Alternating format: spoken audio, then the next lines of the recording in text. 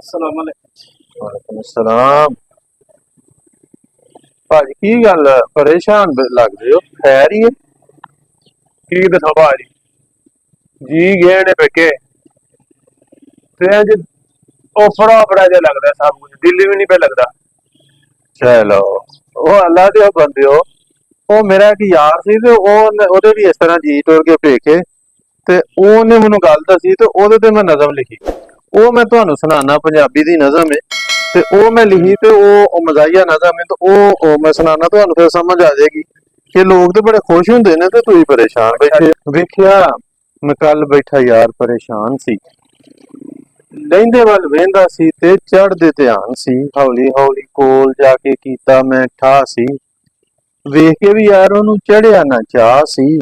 ਪੁੱਛਿਆ ਮੈਂ ਕਿਹੜੀ ਗੱਲੋਂ ਬੈਠਾ ਢੇਰੀ ਢਾ ਕੇ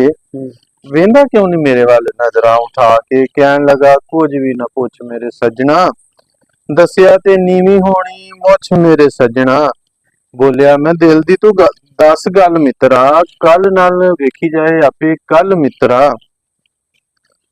लगदा सी सट कोई विछोड़े वाली जर के कहन लगा अथरू अखियां च भर के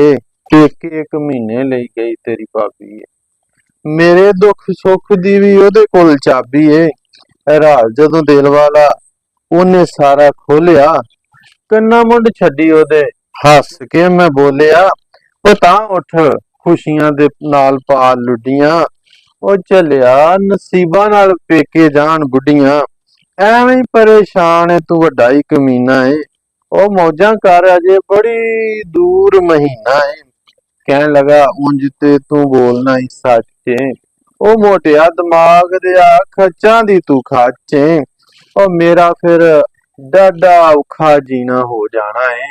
ओ मेरा फिर डाडा औखा जीना हो जाना है कल ओनू गई नू महीना हो जाना है